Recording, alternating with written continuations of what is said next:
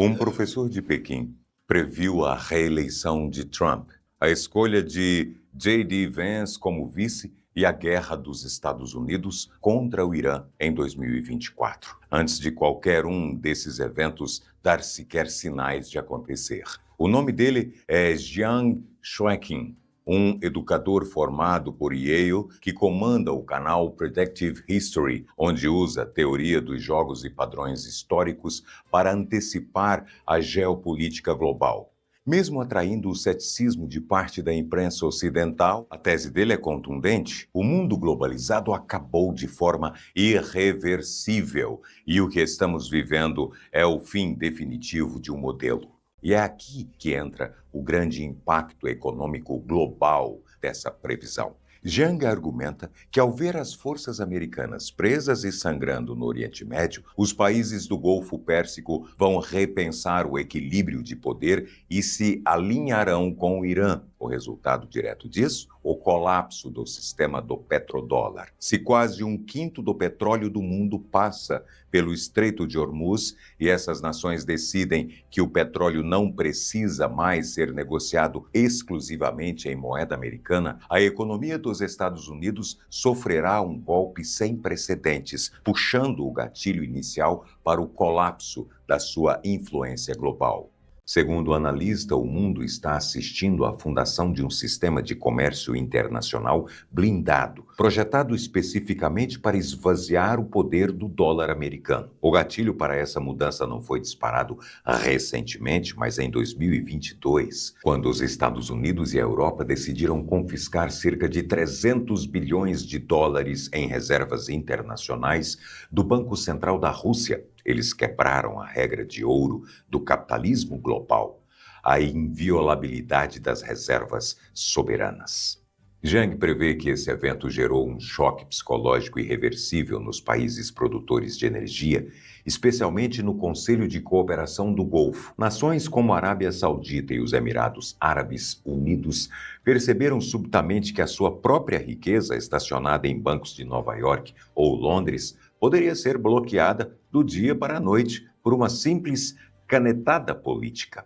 Para escapar dessa vulnerabilidade, a projeção de Zhang é a consolidação de uma rede global de cofres físicos ancorada pelos países do BRICS. O plano não é criar uma nova moeda de papel do zero, mas estruturar um corredor comercial baseado em ouro físico. A previsão aponta que os gigantes árabes passarão a exportar a sua energia para a Ásia e, em vez de liquidar as transações na moeda dos Estados Unidos, através do sistema ocidental de transferências, eles vão converter esses superávites diretamente em ouro, estocado em redes de cofres soberanos descentralizados.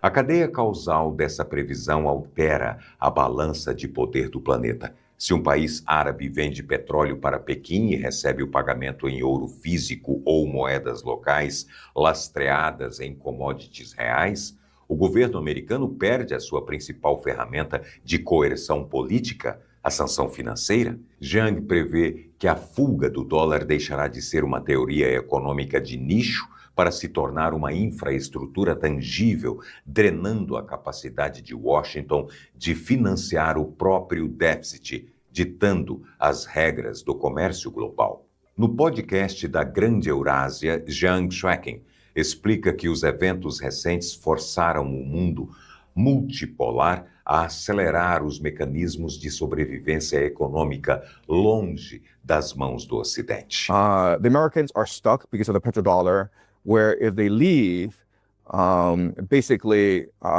GCC nations would start trading in multiple currencies, including Chinese yuan, including in gold.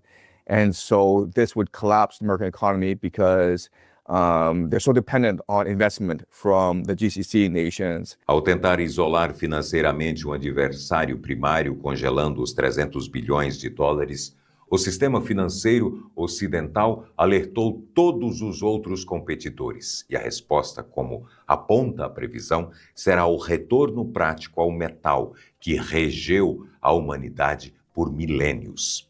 Começando pelo setor mais quente da economia mundial. Em janeiro de 2026, Em entrevista ao podcast do professor Glenn Diesen, Jiang Shueqing foi categórico. A corrida bilionária por inteligência artificial está construída sobre uma miragem. E o estouro está marcado para esse mesmo ano.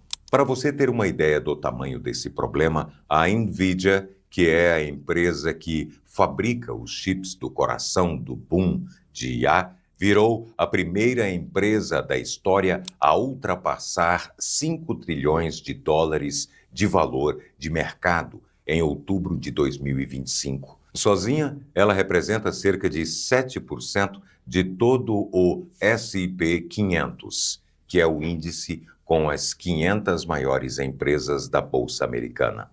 A OpenAI, dona do ChatGPT, se comprometeu a gastar 1,4 trilhão de dólares em data centers nos próximos 8 anos, mesmo tendo só 13 bilhões de receita anual. E o banco Morgan Stanley estima que o gasto global em data centers entre 2025 e 2028 vai chegar a 3 trilhões de dólares. Para o professor, esse modelo é insustentável. Ele descreve um esquema que chama de negociação circular. A OpenAI fecha contrato com a NVIDIA. A NVIDIA gasta em data centers. E a OpenAI volta a precisar de mais dinheiro emprestado para continuar girando a roda. Funciona enquanto o capital novo entra. Quando para, desmorona. E o alerta já chegou. Um dos maiores institutos de pesquisa econômica dos Estados Unidos, o National Bureau of Economic Research, publicou em fevereiro de 2026 um estudo mostrando que cerca de 90% das empresas que adotaram IA não viram impacto real em produtividade. Quando essa percepção vira consenso, o preço das gigantes de tecnologia despenca e o impacto se espalha para fundos de pensão e contas de poupança no mundo inteiro. Isso nos leva direto para a próxima previsão. Se a bolha de IA estourar, o efeito imediato seria sentido nos índices que sustentam aposentadorias do mundo inteiro. O alvo agora é o S&P 500 e os mercados americanos como um todo. Uma correção de mercado é uma queda dura, mas dentro de um ciclo previsível. O que o professor descreve é diferente. Ele fala em esgotamento estrutural do modelo que sustentou a Bolsa Americana nas últimas 2 décadas. Esse modelo combinava juros baixos, dinheiro estrangeiro entrando aos montes, empresas pegando dinheiro emprestado para comprar as próprias ações e inflar os preços artificialmente. E concentração crescente em poucas gigantes de tecnologia. Cada uma dessas pernas, segundo ele, está sob pressão simultânea. Os juros subiram. O dinheiro estrangeiro está saindo. E o setor de tecnologia depende de um fluxo de investimento que pode parar a qualquer momento. Jiang projeta uma cascata. Se o S&P 500 tem queda profunda, fundos de pensão precisam vender ativos para honrar resgates, bancos precisam realocar capital, empresas adiam projetos. E o detalhe que pouca gente percebe, aposentadorias do mundo inteiro estão atreladas ao S&P 500, não só americanas, brasileiras, europeias, japonesas, sul-coreanas. Quando Wall Street treme, o tremor é global. Agora chegamos a uma das teses mais polêmicas do professor. Em entrevista no podcast de Jack New, Jiang Shueqing afirmou que o Bitcoin não foi criado por um gênio anônimo, e sim por agências de espionagem e inteligência dos Estados Unidos. Ele cita Pentágono, Agência Nacional de Segurança e Agência Central de Inteligência. O analista fez a gente parar para pensar 3 perguntas. Primeiro de tudo, quem teria capacidade técnica e recursos para construir um sistema como o Bitcoin de forma anônima e ainda entregar de graça para o mundo. Depois, quem se beneficia mais com um registro público onde todas as transações ficam gravadas para sempre? E o ponto mais curioso, por que o algoritmo central do Bitcoin, chamado SHA-256, foi originalmente desenhado pela própria Agência Nacional de Segurança Americana? Informação pública e verificável? Para o professor, as respostas se cruzam. Um sistema que parece descentralizado, mas com transparência total, seria a ferramenta perfeita para mapear fluxos financeiros e rastrear adversários. É importante deixar claro que a tese é altamente contestada. Especialistas em criptografia apontam que não existe evidência pública ligando a criação do Bitcoin a qualquer agência governamental. E o próprio Jiang admite que não tem prova. Ele apresenta a tese como exercício de lógica, olhar para quem ganha mais com tecnologia e perguntar se isso explica como ela surgiu.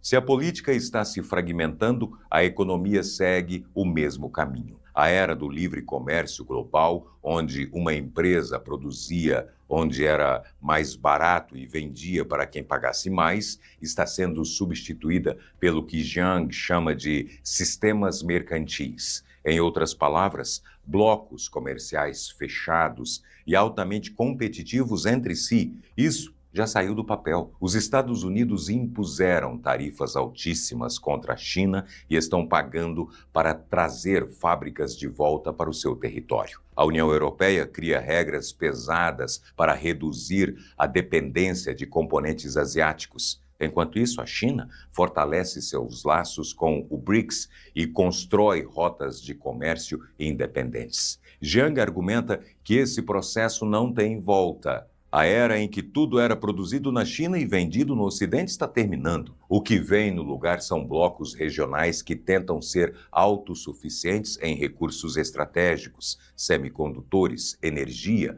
alimentos e minerais críticos. A disputa pelo lítio e pelo cobalto é um exemplo perfeito. Eles são essenciais para baterias de veículos elétricos e para a transição energética, mas a produção global está concentrada em poucos países e não acompanha a escala de demanda.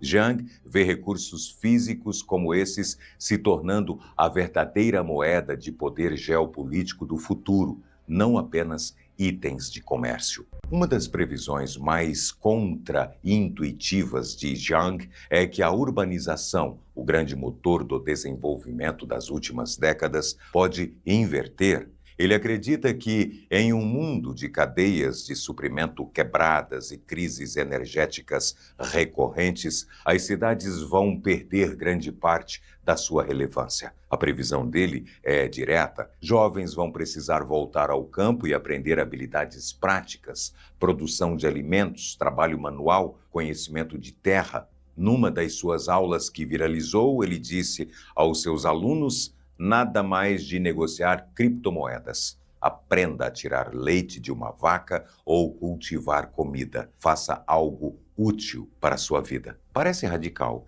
mas a lógica é simples. Se o mundo quebra, quem sabe produzir comida sobrevive. Quem só sabe produzir conteúdo digital... Nananinanã. Hoje, as grandes metrópoles funcionam sob a ilusão do modelo just-in-time. Os supermercados são reabastecidos diariamente por frotas de caminhões e navios que dependem de combustíveis baratos e rotas seguras. As cidades não produzem calorias, elas só consomem. Jiang alerta que, se a logística global travar por um conflito prolongado ou crise energética profunda, o custo de vida nas capitais se tornará insuportável e as prateleiras ficarão vazias. Historicamente, sempre que grandes impérios enfrentaram colapsos logísticos, as populações urbanas abandonaram as metrópoles e fugiram para o campo em busca de sobrevivência física. Para a geração Z e os millennials, que construíram as suas identidades em torno de telas, escritórios virtuais e conveniências por aplicativo, esse será o choque psicológico mais violento das próximas 2 décadas. Descobrir que o mundo físico é implacável e que habilidades virtuais não matam a fome. Em episódios do canal Predictive History, gravados em 2025, o professor afirmou que Donald Trump faria uma visita de Estado à China em abril de 2026, a primeira do segundo mandato dele, e que essa visita teria um objetivo central: forçar um acordo monetário com Pequim no estilo do Acordo de Plaza. Para quem não se lembra, o Acordo de Plaza foi um pacto assinado em setembro de 1985 entre Estados Unidos, Japão, Alemanha Ocidental, França e Reino Unido. O objetivo era depreciar o dólar para tornar produtos americanos mais competitivos. O efeito colateral foi pesado para o Japão, que viu o iene se valorizar fortemente, criou uma bolha de ativos no fim dos anos 80 e entrou nas chamadas décadas perdidas de baixo crescimento. A tese é que Trump quer reproduzir uma estrutura semelhante com a China, pressionar Pequim a valorizar a moeda chinesa e aceitar mudanças no sistema comercial bilateral. A diferença em relação a 1985 é que a China não é um aliado dependente do guarda-chuva militar americano.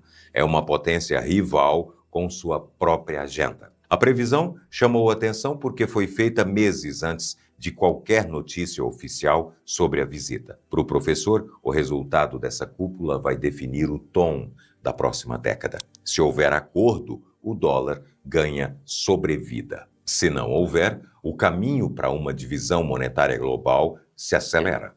A previsão que catapultou Zhang Shueqing para a fama mundial foi feita num episódio chamado The Iron Trap, gravado ainda em maio de 2024. Nele, Zhang não apenas previu o início das operações militares americanas no Oriente Médio, como cravou a sua projeção mais perturbadora sobre o assunto: os Estados Unidos vão perder essa guerra. Segundo a análise de Zhang, esse conflito não será resolvido com bombardeios cirúrgicos ou resoluções rápidas. Ele projeta uma longa e desgastante guerra de atrito, muito semelhante ao que aconteceu na Ucrânia. A grande armadilha descrita por ele é que os militares americanos não vão poder simplesmente fazer as malas e recuar, porque se fizerem isso, o Irã vai preencher o vácuo de segurança na região instantaneamente. Se o sistema bancário é a primeira linha de fratura, a geografia militar é a segunda. Zhang Shueqing afirma que a imagem que o público tem de um grande conflito global está desatualizada. A previsão é que o principal embate direto entre os Estados Unidos e a Rússia não acontecerá com infantarias marchando em trincheiras na Europa Central no formato do século XX. A Terceira Guerra Mundial já começou, mas o seu teatro de operações é o mar aberto e a tática é a pirataria estatal. O analista argumenta que o modelo de guerra das próximas décadas se apoia no estrangulamento das cadeias logísticas. Nos últimos 2 anos, os Estados Unidos e as forças de patrulha de seus aliados europeus começaram a mapear, interceptar e abordar navios que compõem a chamada Frota Fantasma da Rússia. Essa rede paralela é formada por centenas de petroleiros envelhecidos que operam sem seguros emitidos por empresas ocidentais e transitam desligando os sistemas de rastreamento de satélite para burlar as sanções e garantir a venda de óleo para a Ásia. Zhang projeta que as manobras de interceptação do Ocidente cruzarão uma linha crítica muito em breve. A previsão de Zhang é que o Kremlin coloque destacamentos táticos, sistemas de defesa antiaérea portáteis e pequenas escoltas navais ao redor de seus navios de transporte. A partir do exato momento em que um navio comercial armado da Rússia for abordado e houver troca de fogo Com forças ocidentais, o Oceano Internacional se tornará uma zona de exclusão letal e diária. A lógica preditiva do analista é que os Estados Unidos não conseguirão sustentar matematicamente essa disputa espalhada por todos os oceanos do globo. A assimetria de custos é brutal. Um caça F-35 americano de última geração custa cerca de 90 milhões de dólares para ser fabricado e sua operação em mar aberto exige toda a cadeia logística de um gigantesco porta-aviões vulnerável. Do outro lado, o uso de drones navais de superfície e mísseis antinavio de baixo custo criará um poço financeiro sem fundo para o Ocidente. Zhang prevê que essa guerra naval oculta vai fazer o preço do frete explodir, enquanto as seguradoras deixarão de cobrir milhares de navios mercantes neutros, sufocando a economia global. Enquanto a guerra dos oceanos afunda a logística internacional, o mapa terrestre europeu guarda uma armadilha fatal. Zhang Xueqin prevê que o verdadeiro ponto de ruptura irreversível, o momento em que a contenção ocidental vai entrar em colapso, tem um alvo geográfico exato: a cidade portuária de Odessa, na costa ucraniana do Mar Negro. A base dessa previsão exige um recuo até o ano de 1794. Por ordem direta da imperatriz Catarina a Grande, o Império Russo fundou a cidade de Odessa em um território que acabara de ser conquistado. O imenso projeto militar comercial fazia parte do que São Petersburgo chamava de Novorossiya, ou Nova Rússia. A ideia central era estabelecer uma âncora nas margens do Mar Negro, garantindo ao Império o seu objetivo histórico: o acesso logístico permanente a águas quentes que jamais congelassem durante o inverno rigoroso. Mais de 2 séculos depois, a geografia implacável continua ditando os movimentos das nações. A perspectiva de Moscou, guiada por uma doutrina de segurança realista, vê o controle absoluto do Mar Negro como uma zona de interesse nacional inegociável. Para a Rússia, dominar essa bacia costeira é a última barreira de proteção física que impede a Marinha da OTAN, a Organização do Tratado do Atlântico Norte, de estacionar armas na sua fronteira mais vulnerável. Para o governo da Ucrânia, Odessa é a espinha dorsal da sobrevivência nacional. A vasta infraestrutura do porto é responsável pelo escoamento de 65% a 70% de todas as exportações marítimas do país. Um relatório do Centro Internacional de Estudos Políticos desenha a dura realidade matemática. Se a cidade cair, a Ucrânia se transformará permanentemente em um país sem litoral, perdendo a sua relevância estratégica e forçando a Europa a pagar a conta de um Estado falido para sempre. Zhang Xueqin prevê que a cidade será tomada através de um triplo estrangulamento letal. A Marinha Russa bloqueará todo o tráfego do mar. A infantaria montará pressão anfíbia pela costa sul e o exército fechará um longo corredor terrestre ligando as forças da Crimeia à região separatista da Transnistria, no flanco oeste. É diante da iminência desse cerco completo que as capitais da Europa entrarão em pânico. Para tentar manter o status de potência diplomática, os líderes europeus cogitarão intervir diretamente no solo, como antecipou a retórica do presidente francês Emmanuel Macron em fevereiro de 2024, quando declarou que não descartaria o envio de tropas da OTAN para o leste. Mas Zhang avisa que a decisão de escalar o conflito para tentar salvar o Mar Negro será o gatilho que implodirá a base social do continente europeu. E o nacionalismo está de volta, com força e com intenção clara. Em um mundo mais instável, países precisam convencer seus jovens a lutar e defender território. Quem conseguir fazer isso de forma mais eficiente será mais resiliente.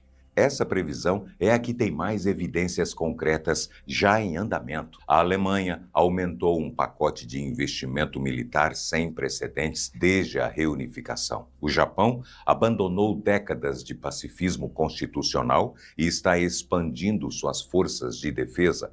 A Coreia do Sul, a Polônia, a Índia, todos estão aumentando gastos militares de forma acelerada. Jiang conecta essa tendência diretamente ao colapso da ordem unipolar. Quando o guarda-chuva de segurança americano começa a parecer menos confiável, cada nação precisa se preparar para resolver seus próprios problemas. A própria guerra no Irã mostrou isso. Trump sugeriu publicamente que aliados europeus deveriam proteger seus próprios navios no Estreito de Hormuz, em vez de esperar que os Estados Unidos fizessem isso por eles. O resultado, segundo Jiang, é uma corrida armamentista que não vai ser pontual, vai se estender por décadas e vai redesenhar o mapa de poder global.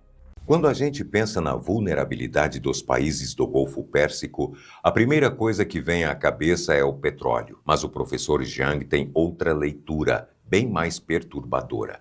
Em entrevistas ao programa Breaking Points, Jiang afirmou que o calcanhar de Aquiles do Golfo não é o petróleo, é a água. Arábia Saudita, Emirados, Kuwait e Bahrein são desertos sem rios permanentes. Quase toda a água potável dessas regiões vem de plantas de dessalinização, instalações que retiram o sal da água do mar. Para você ter uma noção, dados recentes mostram que o Kuwait e Omã dependem em torno de 90% da dessalinização para água potável. A Arábia Saudita em 70%. A capital saudita, Riad, é abastecida por água bombeada do Golfo, atravessando centenas de quilômetros de deserto. A tese de Jiang é matemática. O Irã produz drones que custam cerca de $50 mil cada, preço de um carro de luxo. As plantas de dessalinização são alvos críticos e ficam expostas. Na fala dele, se um drone destruir a planta de Riad, uma cidade de milhões de habitantes, eles ficam sem água em 2 semanas. E isso já começou. Em março de 2026, o Bahrein confirmou que um drone iraniano danificou uma planta de dessalinização perto de Muharraq. No mesmo mês, o Irã acusou os Estados Unidos de terem atacado a planta da ilha de Qeshem, no Estreito de Hormuz. A previsão é que esses ataques vão aumentar. Quando uma capital do Golfo ficar 2 semanas sem água, esses países podem ser forçados a liquidar investimentos massivos em Wall Street para financiar emergência. E aí, o impacto deixa de ser regional. A próxima é talvez a mais pessoal de toda a lista, porque atinge diretamente os jovens americanos. Em uma análise feita ainda em 2024 e reforçada nos últimos meses, o professor afirmou que se os Estados Unidos enviarem tropas terrestres para invadir o Irã, o país vai ser obrigado a reinstaurar o draft, o recrutamento militar obrigatório. A lógica por trás disso é simples. As Forças Armadas Americanas hoje funcionam só com voluntários, e esse número não dá conta de uma campanha terrestre prolongada contra um país do tamanho do Irã. Mais de 90 milhões de habitantes e um terreno cheio de montanhas, historicamente difícil de invadir. A frase dele em uma entrevista foi direta. Se eu tivesse que adivinhar, acho que não vão tentar operações de bandeira falsa. Acho que vão ter um draft de verdade. E acho que isso não vai funcionar. Operação de bandeira falsa, no jargão militar, é um ataque encenado para justificar uma resposta a algo que poderia ser usado para vender o draft à opinião pública americana. Ele cita um cenário ainda mais polêmico: a possibilidade do governo americano oferecer aos imigrantes ilegais uma escolha: voltar para a América Latina ou ir para o Irã e ganhar cidadania para a família em troca de combate. É uma especulação dele dentro do modelo de teoria dos jogos. Se a globalização era o motor da economia mundial, a hegemonia americana era o seu motor político. E para Jiang, esse motor também parou. A era em que os Estados Unidos ditavam sozinhos as regras do jogo, o chamado momento unipolar, chegou ao fim. Ele argumenta que a guerra no Irã não é um evento completamente isolado, mas o sintoma mais claro de uma transição que já estava em andamento. O sistema internacional está se fragmentando. Em vez de uma única superpotência controlando tudo, o mundo caminha para um cenário com múltiplos polos de poder disputando espaço, como Estados Unidos, China, Rússia e blocos regionais emergentes. Para quem cresceu ouvindo que os Estados Unidos são a potência indiscutível, isso pode soar exagerado. Mas Jiang aponta para tendências concretas. O dólar perdendo espaço em transações internacionais, países do sul global se recusando a tomar partido em conflitos ocidentais e alianças que antes pareciam permanentes começando a rachar. A própria escalada militar no Oriente Médio expôs isso. Aliados históricos dos Estados Unidos optaram por não participar ativamente das operações ofensivas ou pediram publicamente o recuo das tropas. Uma postura de distanciamento que seria impensável há 10 anos. Na leitura dele, não estamos vivendo uma crise passageira. Estamos no início de uma reacomodação que vai levar décadas e cujo resultado ninguém consegue prever com certeza. A tese de Jiang aqui não é a previsão óbvia de a OTAN vai acabar. É mais incômoda. A aliança vai morrer sem nunca ser dissolvida formalmente. Para entender essa ideia, vale olhar um caso histórico. O Pacto de Varsóvia foi a aliança militar criada pela União Soviética para fazer frente à OTAN. Por décadas, foi o contrapeso do bloco ocidental, mas não acabou de uma vez. O pacto perdeu a função antes de perder o nome. Quando o tratado foi finalmente extinto, na prática já era só um documento. Morreu em câmera lenta, sem o anúncio formal. O professor projeta o mesmo destino para a OTAN. Os Estados Unidos, na leitura dele, estão mudando o foco estratégico para duas frentes de batalha ao mesmo tempo. A contenção do Irã, no Oriente Médio, e a disputa com a China, no Pacífico. A Europa fica em terceiro plano. Sem o engajamento ativo americano, o eixo da aliança se enfraquece. Cada país europeu passa a tratar da própria segurança de forma fragmentada. O sintoma mais claro disso é a guerra na Ucrânia. A Europa não consegue se desengajar do conflito, mas também não consegue garantir uma vitória militar clara. A previsão envolve algo sutil e perigoso, uma aliança que continua existindo no papel, mas perde a capacidade de coordenar uma resposta real quando precisar. Agora, falando em jogo geopolítico, eu vou aproveitar para indicar uma leitura que joga muita luz nas próximas previsões. Prisioneiros da Geografia, do Tim Marshall. Em 10 mapas, ele mostra como o terreno define o destino das nações. Exatamente o que o professor Jiang aplica nas análises dele. Está no card, aqui na tela e no link da descrição. Quando se fala em tensão asiática, o foco do mundo é a disputa entre China e Estados Unidos.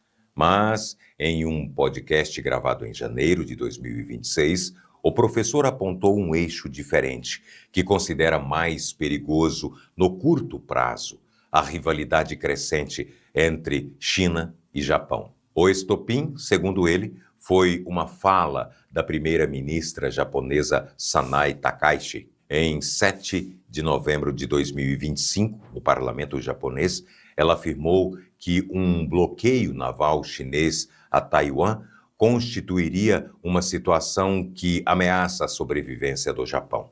É uma fórmula técnica, mas, pelas leis de segurança que o Japão aprovou em 2015, isso permite ao país exercer a chamada autodefesa coletiva, que basicamente é o direito de entrar em combate para defender um aliado. Foi a primeira vez que um primeiro-ministro japonês, em exercício, vinculou explicitamente a segurança de Taiwan à sobrevivência nacional do Japão dentro do parlamento. O Japão saiu da Segunda Guerra com uma constituição pacifista. Por décadas, manteve postura defensiva, evitando declarações que pudessem soar como provocação. Esse era um divisor histórico quando uma chefe de governo cruza essa linha publicamente. É mudança de doutrina. Pequim leu como escalada. Jiang prevê que essa rivalidade vai se desdobrar em vários planos. Disputa por rotas marítimas no Mar do Leste da China, tensão em torno da soberania das ilhas Senkaku, chamadas de Diaoyu pelos chineses, um arquipélago administrado pelo Japão, mas reivindicado por Pequim há décadas. Atritos em torno da Zona de Identificação de Defesa Aérea, que a China declarou unilateralmente em 2013 sobre a região e que o Japão, até hoje, se recusa a reconhecer. E pressão diplomática crescente em fóruns internacionais. A rivalidade não é nova. Só estava adormecida sob a ordem americana do pós-guerra. Com o pivô dos Estados Unidos para outras frentes, as tensões mais antigas voltam à superfície.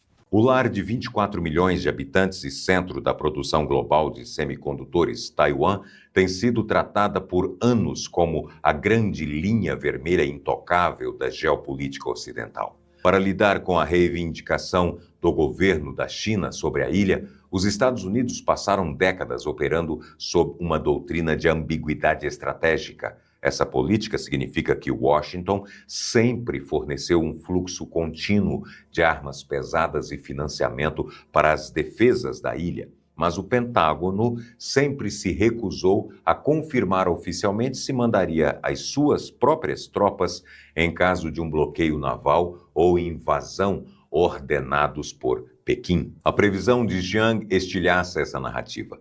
O analista projeta que o governo americano chegará a uma conclusão matemática incontornável. As linhas de suprimento logístico cruzando o imenso Oceano Pacífico são insustentáveis no caso de uma guerra aberta prolongada, e o risco de ter a sua frota de porta-aviões dizimada perto da costa asiática arruinaria o status de superpotência dos Estados Unidos. No lugar de garantir a segurança da ilha com sangue americano, a estratégia será terceirizar completamente o fardo do enfrentamento para dois aliados geográficos críticos. A projeção é que a Casa Branca vai armar pesadamente o Japão e a Coreia do Sul, empurrando toda a responsabilidade de conter o avanço chinês para os governos de Tóquio e Seul.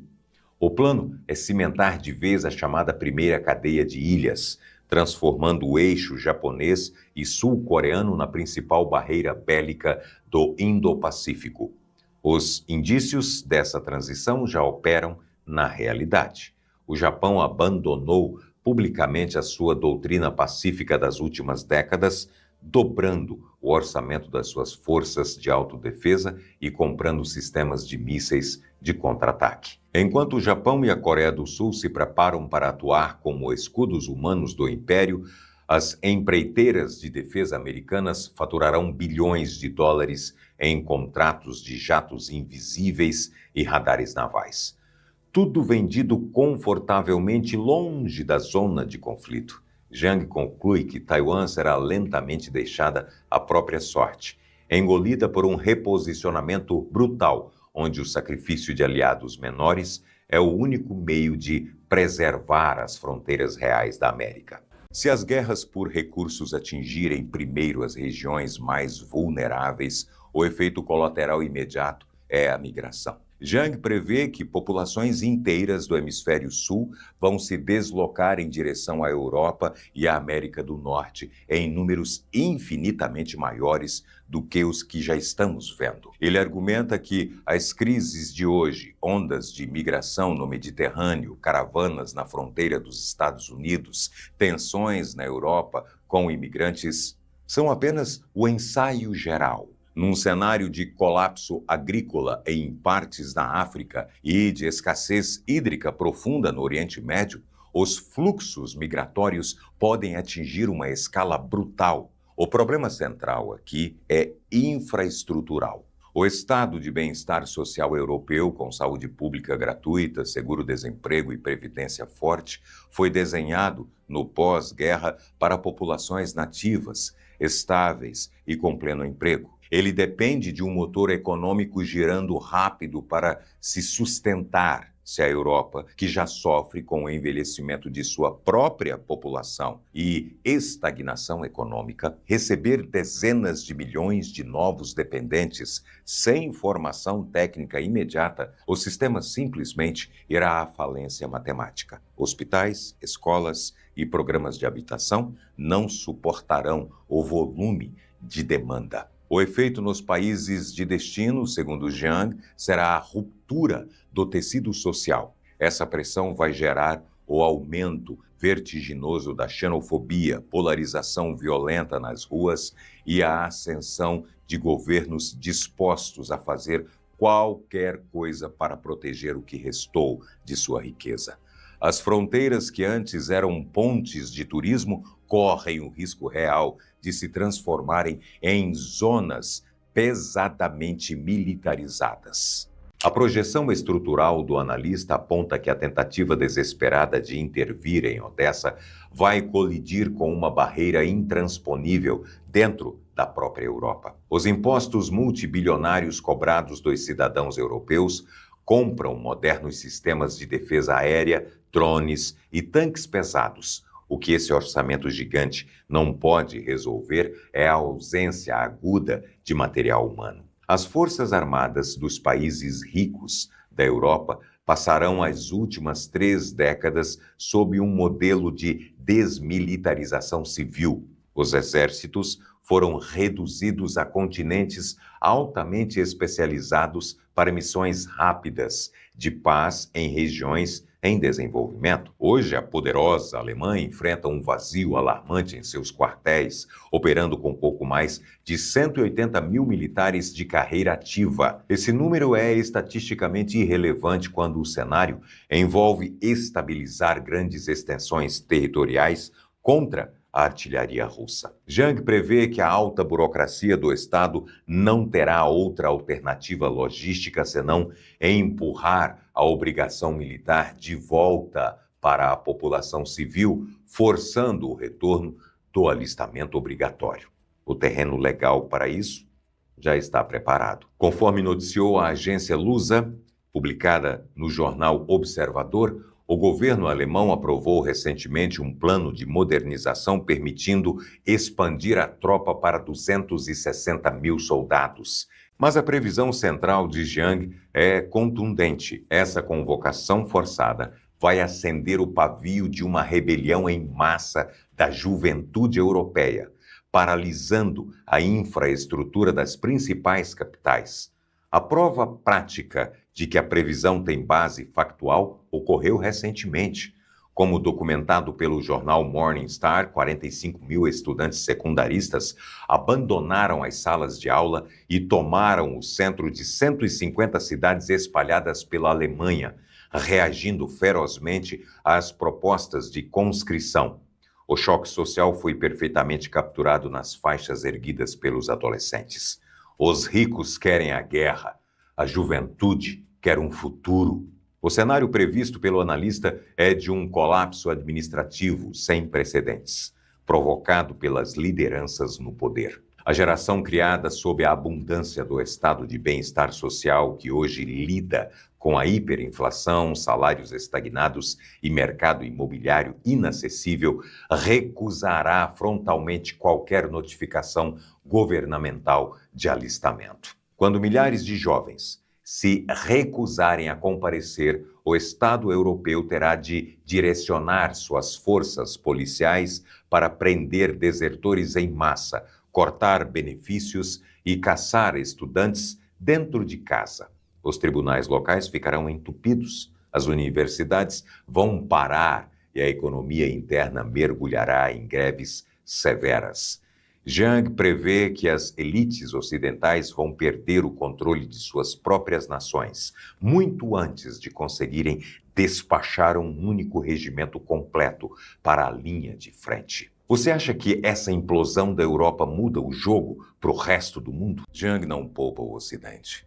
Ele prevê instabilidade interna grave nos Estados Unidos e na Europa, e o gatilho, na visão dele, é uma crise geracional impulsionada por toda essa pressão econômica e migratória. A tese é que as elites ocidentais envelheceram, acumularam poder e riqueza e se recusam a ceder espaço para as gerações mais jovens. São populações de 80 anos controlando todo o dinheiro, todo o poder político, todas as decisões, diz ele. E quando isso acontece, a história mostra que o desfecho é caos nas ruas. Ele vê desigualdade extrema, corrupção sistêmica e o silenciamento de vozes dissidentes como ingredientes para revoltas, fragmentação social e, em alguns cenários, guerra civil. Jiang cita o Japão como a única exceção possível. Na cultura japonesa, ele argumenta existe uma tradição de obrigação dos mais velhos com a nação que poderia levar a uma transferência voluntária de poder. Em praticamente todos os outros países, na visão dele, essa transferência só acontece por meio de rupturas violentas. É importante contextualizar. A ideia de que os Estados Unidos caminham para uma guerra civil não é exclusiva de Jiang. Pesquisadores como Barbara F. Walter, da Universidade da Califórnia, publicaram livros sobre o tema e alertaram para o risco matemático de conflitos civis. Jiang vai mais longe ao incluir a Europa nesse diagnóstico, apontando que o caldeirão já está fervendo em todo o Ocidente. Ela afasta a Câmara dos porta-aviões, das sanções e dos acordos comerciais para analisar a decadência orgânica das nações. O analista fundamenta sua visão em modelos históricos sobre o ciclo de vida das civilizações, fortemente inspirado no checklist do filósofo Oswald Spengler, que descreve o ponto exato em que as grandes culturas perdem a vitalidade e entram em fase terminal. Para Jiang, o Ocidente moderno está marcando todas as caixas desse declínio existencial. O sistema primário é a queda catastrófica nas taxas de fertilidade em todos os países da Europa Ocidental e da América do Norte. E a justificativa não é um mistério sociológico. A juventude deixou de formar famílias porque as perspectivas econômicas se tornaram sombrias e punitivas. Com a explosão do custo de vida e a perda do poder de compra, o otimismo civilizacional desapareceu. Nenhuma sociedade em colapso demográfico contínuo consegue manter o status de império global porque a matéria-prima do futuro, as crianças e os jovens, simplesmente deixou de ser produzida. O segundo ponto da previsão lida com o choque aritmético do envelhecimento populacional. Pela primeira vez na história, o Ocidente lida com uma base piramidal invertida, onde um exército gigantesco de idosos dependentes da previdência e de cuidados de saúde intensivos repousa sobre os ombros de uma base de trabalhadores jovens que encolhe a cada ano. Essa previsão anula qualquer capacidade de renovação ou invenção econômica real, já que a maior parte dos recursos do Estado é drenada apenas para manter o sistema respirando sem sobrar energia para projetos de expansão tecnológica. A tese levanta um alerta silencioso. O analista observa que as grandes potências do Atlântico perderam o dinamismo interno e substituíram o suor da produção industrial pela manutenção de grandes centros de vaidade.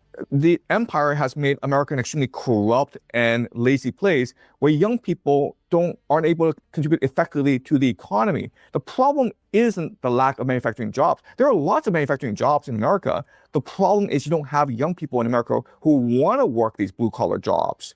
Esse sintoma nos leva ao terceiro sintoma mapeado pelo checklist demográfico de Jiang, a consolidação das megacidades parasitárias. As grandes capitais ocidentais pararam de funcionar como polos de inovação industrial pesada e se transformaram em bolhas imobiliárias voltadas inteiramente ao luxo e ao consumo imediato. Elas dependem de um modelo de logística hiperfrágil, onde os alimentos e os recursos básicos vêm de longe para abastecer cidadãos que não dominam nenhuma habilidade prática de sobrevivência fora do ecossistema digital. Coroando tudo isso está o sintoma final de Spengler, a burocratização paralisante. As instituições de comando da Europa e dos Estados Unidos desenvolveram camadas tão espessas de regulamentações, gestores e corporações estatais que qualquer reação rápida à crise se torna impossível. Saindo da economia e indo direto para o coração da política americana. O professor afirma que o modelo de poder em Washington se transformou no que ele chama de Estado mafioso. A ideia por trás do termo é simples. O governo parou de escolher pessoas pela competência técnica e passou a escolher pela amizade e pela lealdade política. Na visão dele, a base profissional do governo americano está sendo esvaziada. Diplomatas de carreira, servidores experientes e militares com décadas de bagagem estão perdendo espaço. No lugar deles, entram figuras escolhidas por proximidades com o centro de poder, não por trajetória profissional. Decisões deixam de seguir um processo estável e passam a depender de quem é amigo de quem. As consequências práticas já aparecem. Programas que precisam de continuidade, pesquisa científica, ajuda externa, planejamento militar, começam a travar dependendo da posição de cada figura no jogo interno. Aliados internacionais perdem a referência sobre quem realmente fala em nome do governo americano. O analista projeta que essa erosão chega num ponto de colapso até o final de 2026. Não vai ser um colapso visível com tanques nas ruas. Vai ser silencioso. Programas que não funcionam, decisões contraditórias, agências que perdem capacidades de operar. A ideia de que o Estado moderno depende de uma burocracia profissional não é exclusiva dele. Vários cientistas políticos defendem há décadas que instituições estáveis são o que separa países que prosperam de países que estagnam. E Jiang vai além. Afirma que esse processo americano já passou do ponto em que ainda seria possível voltar atrás sem ruptura. Essa é a previsão mais sombria de Jiang. E ele faz questão de avisar que não é um futuro bonito, mas é um futuro possível.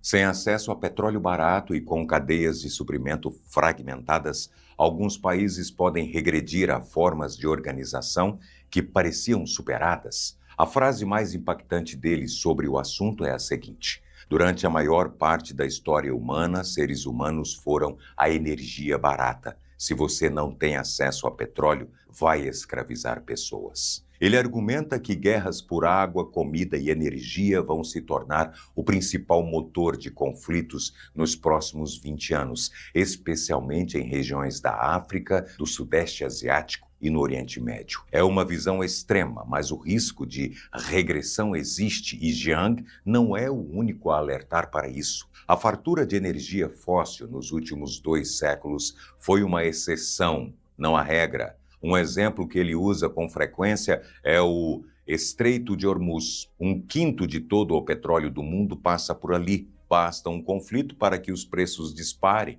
Qualquer tensão na região já fez o preço do petróleo explodir em questão de horas. E o mundo inteiro sente isso no supermercado. A questão, segundo ele, é se as sociedades vão se organizar a tempo de evitar que crises pontuais se transformem em colapsos estruturais. É aqui que entra uma das previsões mais polêmicas e contra-intuitivas de Jiang Schwecking, especificamente sobre o Oriente Médio. O senso comum dita que, se a pressão militar americana desaparecer da região, Israel e Irã imediatamente entrariam em uma guerra de aniquilação total, transformando o Oriente Médio em um campo de cinzas radioativas.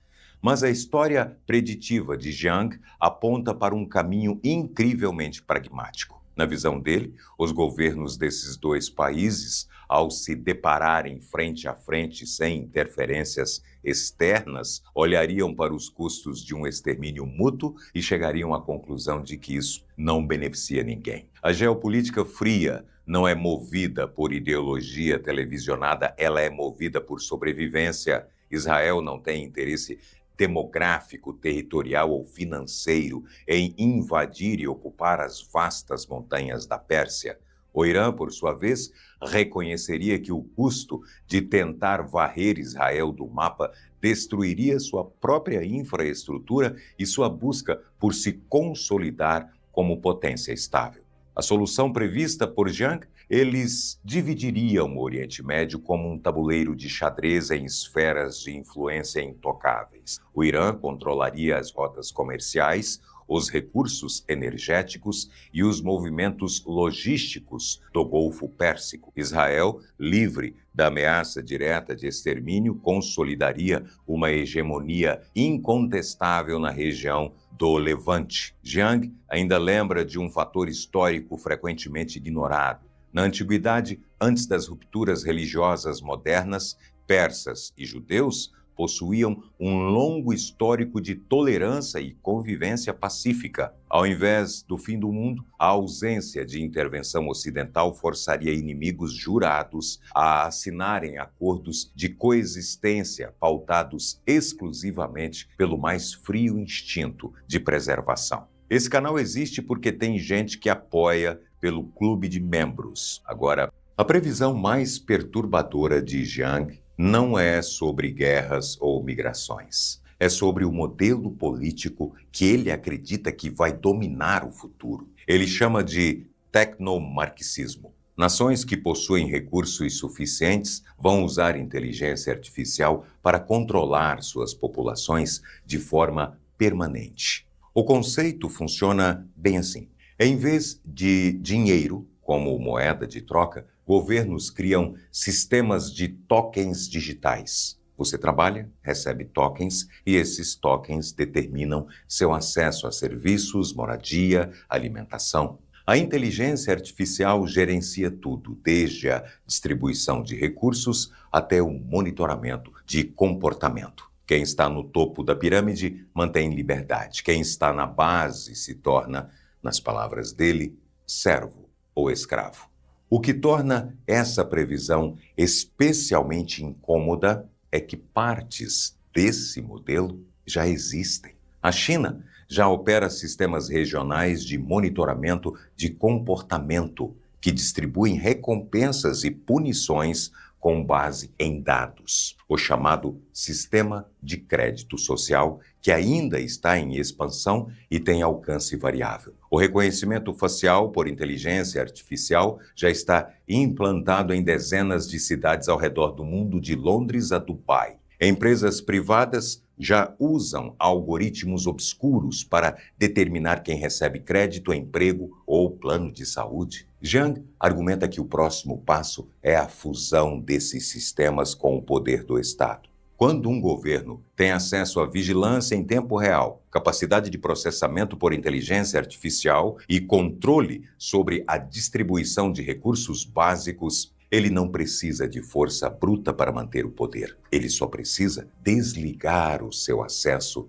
à vida digital. A divisão da sociedade em classes, segundo Jiang, não vai acontecer por revolução, vai acontecer por design. Os ricos vão investir em transhumanismo e extensão de vida. Os pobres vão usar IA para tarefas básicas e a distância entre os dois grupos vai crescer até se tornar estrutural e permanente. É a previsão mais especulativa de toda a lista e também a que tem mais ecos em debates reais sobre inteligência artificial e governança. Em janeiro de 2026, os Estados Unidos lançaram a Operação Resolução Absoluta. Mais de 150 aeronaves americanas atacaram alvos na Venezuela. Tropas especiais capturaram o presidente Nicolás Maduro em Caracas.